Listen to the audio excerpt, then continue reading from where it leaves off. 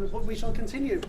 Okay, this afternoon, to close the afternoon, we invite two speakers to provide us with an overview from a Bournemouth perspective. Obviously, we started out at the international perspective this morning, and we've worked our way through to focus on Bournemouth. So first of all, I'd like to introduce Jon Weaver, who is Marketing and Events Manager from Bournemouth Tourism, and who's going to provide us with a brief overview in terms of your approach. Just as he's put scone in his mouth, which is fantastic time, I think you'll find, in terms of an introduction. Okay, thank you very much. Just to say, I should be taking the whole half an hour. I know my colleague Carol Morgan is not able to make it last minute situation, so she just phoned me and said, can you do the whole slot? So I said, fine. I can't talk about Alps, but I can talk something about Alps by the Sea, but I'm really here today to talk to you about Bournemouth Air Festival. And I've sort of just chosen a theme which most of you will probably get anyway, but we're looking at all aspects of the festival, and then a little bit at the end about the importance of community acceptance and how actually, in fact, you need that acceptance to build an event that we have to its size, and without that you don't have the size of the event. And I always say, and most others probably agree, that those two combined give you what you want and actually let you do more than you could ever do, and give you the event that we're here. My role in Bournemouth is I work for Bournemouth Tourism, local and within the local authority environment. I have basically two aspects to my role. I'm the marketing. My title is Marketing Events Manager, so I'm responsible for the destination marketing of the town, primarily to the UK, primarily in the leisure sector, but also I handle all the other sectors which we'll see about in the introduction. My other side of my job is I'm also responsible for events in the town as well, and the majority of the particularly outdoor events, or all outdoor events, and the majority of open space in Bournemouth is actually owned by the local authority, which is quite unusual. So anybody who wants to put an event on, whether it's on the seafront, whether it's in a park, any open space, I have a team that actually deal with those major events. And so we also manage them, we administrate them, and we also organise large events. And one of the large events is the Bournemouth Air Festival, which I will talk about today. And my role there is, we have a role as I take on Bournemouth Air Festival Director, so I look at the overall strategic direction of the festival and how it's developed, and working with a very big team. So for those of you who've just sort of come into Bournemouth, welcome. The weather is building up nicely, so that's pretty good after 2 or 3 months thinking that we're in the Arctic. It's now decided that it's summer. So just a little introduction about Bournemouth, just some very small sort of facts that might help you understand. It's actually a 200-year-old resort, and actually the values of then, which was coming down for health-giving reasons, are the same as they are today. We have 3 sort of brand values, if you want to call them values, or sort of general things which have been developed. Very, very simple. The warmth is about the climate, in terms of its microclimate. It's mild. I wouldn't say it's brilliantly sunny, but it is sunnier than most parts of the UK, but also about the warm welcome that we try and bring together. Its beauty is about what it's really, the core USP of the town is actually the seafront, the 7 miles of Golden Beach, the cliffs, the gardens, and then flanked either side are 2 fantastic, one World Heritage Site, which is Jurassic Coast with Dorset, and on the other side you've got the National Park of New Forest. So in terms of us, we are right in the middle. When people come in to stay, they enjoy the town, enjoy Poole, our neighbours, with its harbour, and then explore the rest of the conurbation and the rest of the sort of the cultural and country offer, going as far as places like Salisbury, Stonehenge. So we're really very well positioned, and we're obviously very close to London. So there are very direct routes from London, which is our key market, and East Midlands, which are our key markets as well in terms of UK. As you'll see, we've also got other markets that we foster. So I've talked about that beauty. That's the 7 miles, very unique sandy beaches, very continental style. You can see it at night. That's the sort of the main USP. That's why people primarily come down to the town to visit, and have done since 200 years ago. As we said, we have the gardens and the beach. So we have a gardens going all the way up the centre of town. Quite unique. We have chines either side as well, and the upper gardens, those gardens to your right go further into the centre and right the way through, and it's one of our hidden treasures. If you have the time, most people go down these gardens to the seafront, but actually if you go over and establish the central gardens and then up to the upper gardens, there are something like 200 different species of trees, shrubs from all over the world, and not many people travel up there. So if you have the time and you're interested in that sort of thing, I sort of have a go, and you can see some of the aspects of that. So the sea, the chimes and the gardens, and we've won all sorts of a European Floral Champion, Britain in Bloom, and we actually did the First Nations in Bloom, which was the global bloom competition for flowers and things. We won that in Japan. We received the reward there. So we have that sort of beauty as a core aspect of it. Talked about the strong provincial offer, this of the New Forest, and obviously of Dorset, Thurle Door, and northern sort of Dorset. We're a provincial town. We don't make out that we have a very strong sort of shopping offer. People don't come down here, but unlike places like Devon and Cornwall, if you do come here for a seaside experience, you do actually have a stronger offer in terms of chain outlets and retail outlets that you would otherwise get in other sort of similar destinations.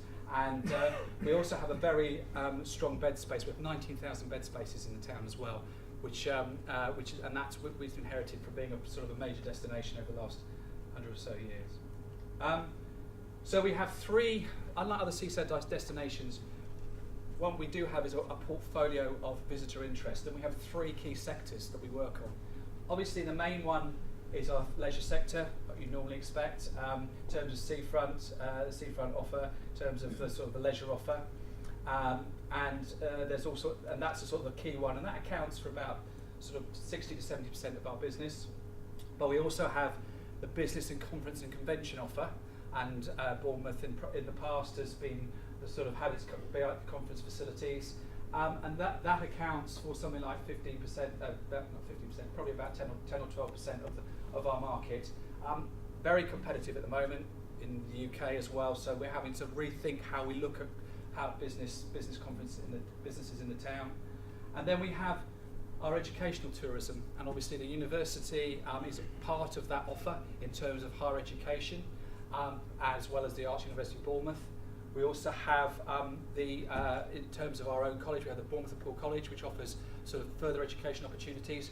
And then we also have the language schools, and they cater for about 32 to 50,000 students every year learning English as a primary language.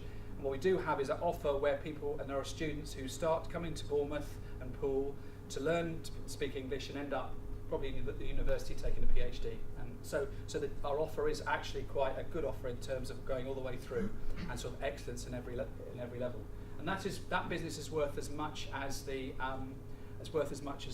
business and convention business. It's a little thing that people don't realise just how much a business it is. So we have those three, which gives us a bit more stability than, say, other destinations similar to us. I mean, the only one that's probably similar is Brighton in terms of its portfolio of offer. So that sort of gives you a brief and a background setting. I know this is an events convention, but this gives you a background setting to what we are. And so today I'm just going to very briefly talk about the Air Festival and the importance of the community buy-in. We set the background. It is a massive event for the town, high-profile event. It's been around, and its uniqueness is probably, in terms of background, summed up by that. What you're looking at is probably in the region of 2 miles long, solid of people on the beach, and then it's actually replicated. What you probably can't see at the top is the same all the way along there. And that's the size of the event and the size of the spread. So although that sort of shrinks it, it's a massive, massive event.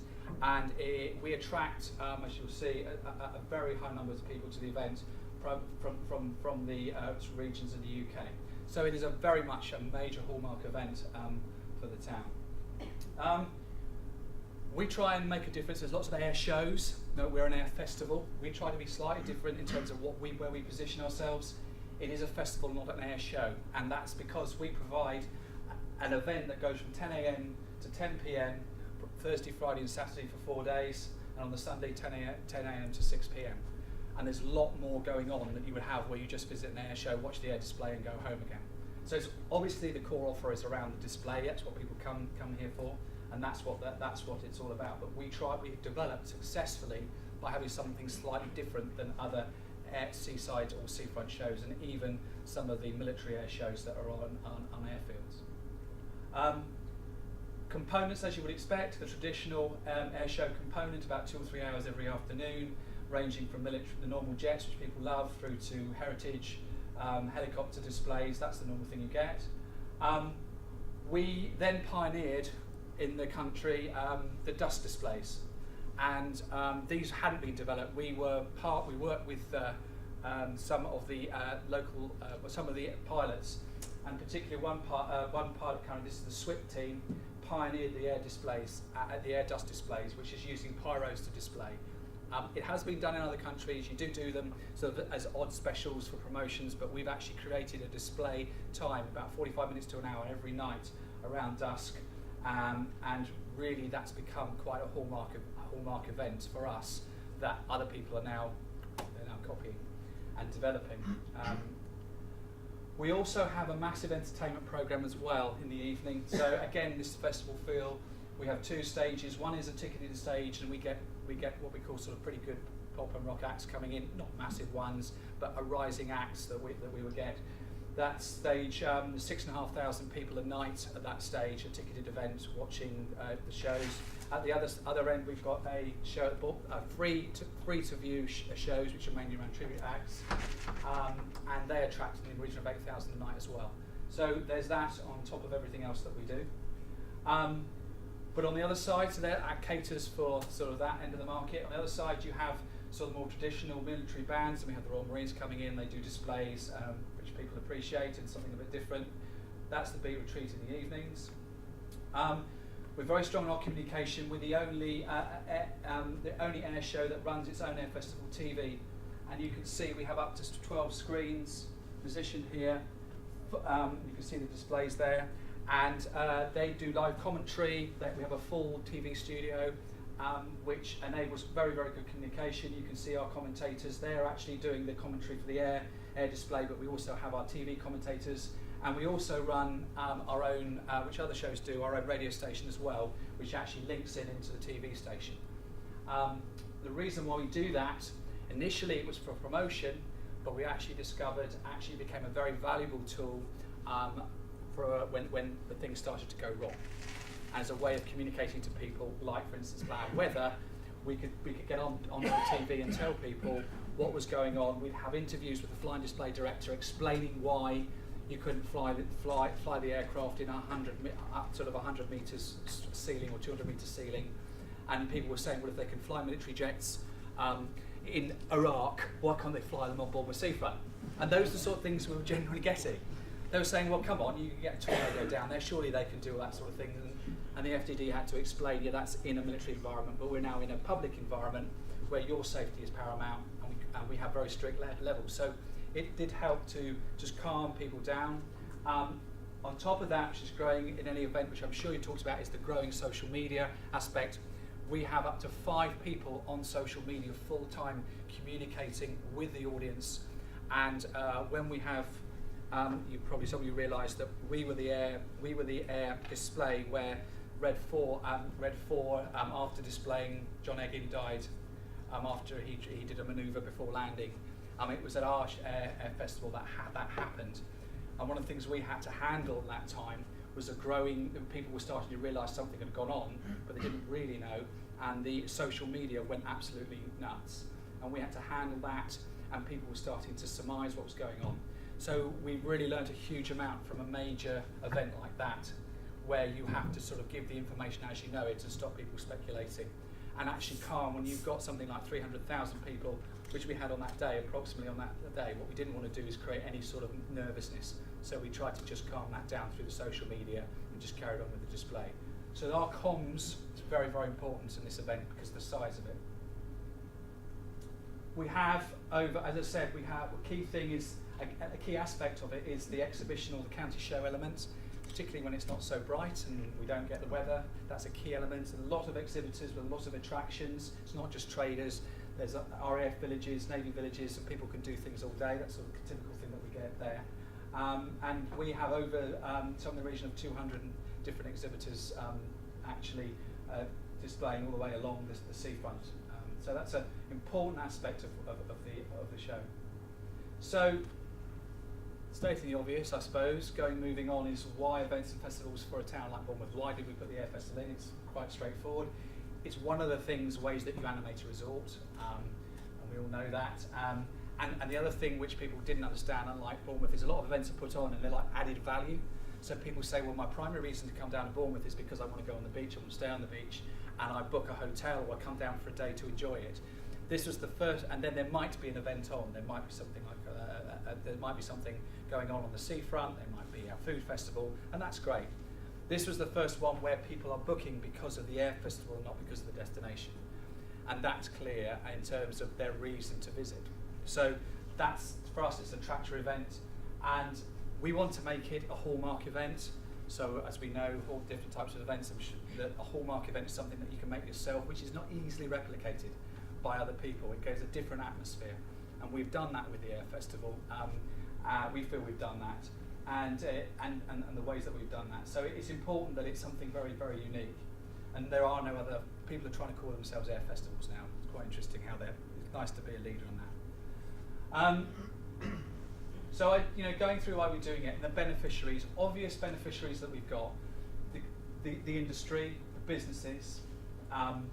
That's sort of the primary driver that we want to do it, because we're a resort and we generate a considerable amount of income, so that's why we do it. The beneficiaries are also important, as you know. The traders, the exhibitors, the sponsors, they want to see a direct benefit. If they don't pay the money to come down here and pay to feel they get something out of it. The traders are obvious, exhibitors. The RAF, the armed forces, come down with all their kit, as we know, primarily because it is a recruitment opportunity. And what they want is people to join the forces. Even you might hear about cuts and things like that, they still want people to join and they still want to show. So it's very important that they get the recruitment. And with a restricted number of assets now, because of cuts that are on display, you have to make sure that their visit down here is really valuable. And we do things differently, like we actually have the charities, and we raise money for the armed forces charities, which gives them a reason to actually choose us. And when you're fighting for assets, literally, if you pardon the pun, when you're fighting for air assets and you're fighting for sea assets, then you've got to really make sure you look after them. So major impact, hallmark events, they have a major impact on the resort, with traffic congestion, road closures, parking restrictions, and we're talking about why the community is important here. Look at the impact that has, the use of park and open space. So the festival has to be successful for residents and businesses, because they've got to put up with the chaos. And if they like it, they can tell others, and they give a sense of pride. Bournemouth, as you might know, is a fairly conservative with a small c. People come down here. The NIMBY, what we call the NIMBY syndrome, not in my backyard syndrome, is quite prevalent. So, and actually, the area that we actually we close roads is right in probably the most affluent and influential block of flats that you could imagine. So we go and tell them we're going to close their road and upset them and take their parking away, and they're very influential people. So we have to make sure that that closure actually is a real benefit to them. So locals need to feel it's their event, and not just, we call it the grockles. That's an expression, that the sort of the derogatory expression for tourism, for tourists that they will use locally. We have major disruptions, as I said, to major roads. Major arterial road is closed right along the seafront. So it is important that we get it right. So what do we do? Well, the obvious thing is you make something that has a very, very wide appeal, because then you know that whoever you're talking to, at least they're going to get something out of it, and if we're going to close their road, that's important. You also involve them in the development of it and listen to them. So when we closed their road, we went to the Residents Association and said, we closed their road, held our breath, waited for everything to fly, and found everybody getting brilliant. They said, I can actually rent my flat off to other people to watch a display, and we've never thought of that. So you get funny feedback. They thought it was such a great event that they thought they could actually sell space and sell their flats off, and they can go away and make a few bob at it. Which is quite, and you don't expect those sort of things, but there were a lot of people who actually just enjoy viewing the display from their flats. They're right in the middle, they can see the display, and it's a real positive benefit for them. We also involve the businesses in the marketing and content. So businesses are deciding what we want to do each year, how we want to improve it, the local tourism businesses, and we also have things like patrons groups who are actually clusters of people are really interested and want to support the show, as well as the large sponsors.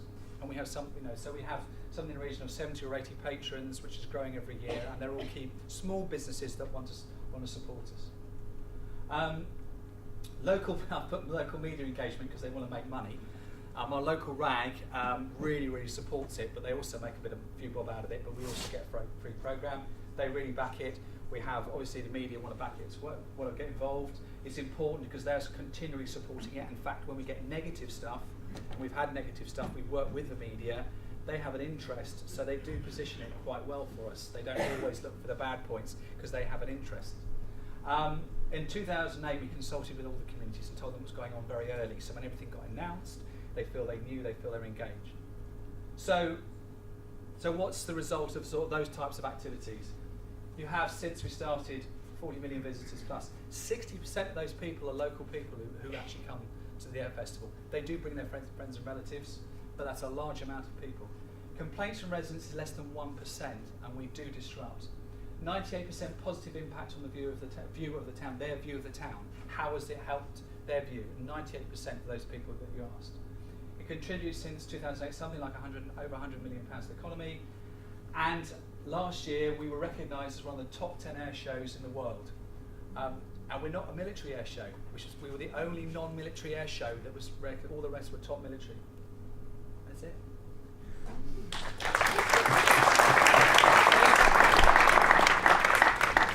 Thank you very much, John. I think we've got time for one question.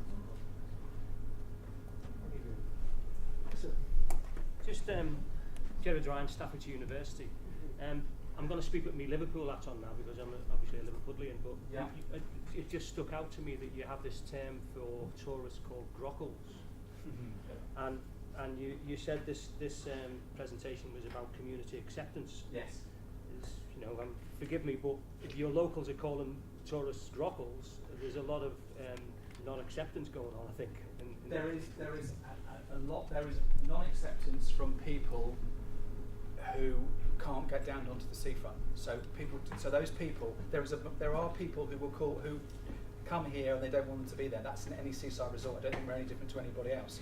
What's the most important thing is, and what we get is that we get an event where they actually don't buy into it because they think it's just for visitors. They know it is. They want something that's for them. And in fact, if you provide events that are for them and for the holiday makers, actually, I believe you start breaking down that barrier because they always feel alienated when you put something on. It's always for them and nothing for us.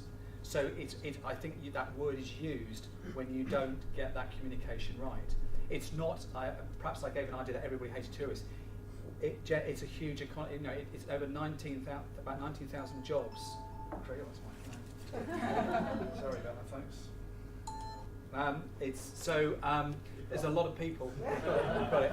There's a lot of people who actually benefit from that, and a lot of people who recognise that. But what you do is, if there is a nuisance, if they think they're being alienated, local people think they're being alienated, and it's just for tourists, you'll get that, or it's just for them, and you'll get that sort of what I call the grockle mentality. And and I think that's prevalent in a lot of quite a few resorts. You will get that. So it's very, very important that whatever you do, that offer, because people come down here to live who were grockles, and actually they come down here for what it is, and you've got to start breaking that down. And we have done that with this event, and I don't think that's the sort of thing that we will get. So, I know this is a massive debate that we could have here, but my interest is the fact that you actually have the term, and the reason why I said I was asking it with my Liverpool hat on is we're inundated with tourists in Liverpool. We haven't got a term for tourists. They're just people who come to the city for whichever reason. Bournemouth is buying nature to Israel, so we have people coming to the town 200 years. It's a term that's used by some local people, not by. We don't call them. What I would demonstrate there is those people who go to make a derogatory statement will call them that. We call them visitors. That's what we call them. Do you have a term for the people who moved in? On that note. Thank you very much, John. That's okay. Thank you.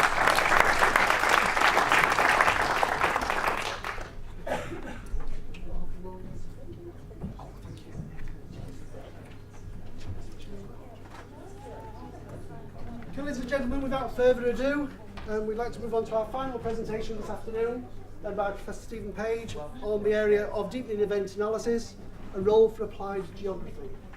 Just give it wide for sound. Okay, thank And you very video, much. thank you. I was asked to do a presentation for today, and I thought I wanted to do something provocative and to challenge where we are in terms of event studies. Also, I'm a geographer by training. I know there are a couple of geographers in the room, but there aren't many geographers who are studying events. There's a provocative statement to start off with. What I want to do today is actually, if the subject's to progress, how do we deepen analysis within this subject? How do we really start to grow the status of it and move it along? Because that's a real challenge, given that this is a fairly new subject within the broader scheme of social science. And part of that is I want to look at some of the perceptions of the field, the publications, but I want to come at this from a geographical perspective, because what I want to do is to challenge actually and argue that a lot of the work that I see is very narrow, descriptive, and comprises disconnected case studies. So it tends to look at the individual rather than the big picture, whereas being a geographer, I approach things from a holistic perspective and work downwards. But as a geographer, what I'm not going to talk about today is social and cultural geography, which has tended to dominate the wider analysis of the subject. I want to focus more on the applied aspects of it. And also because I think within geography there's been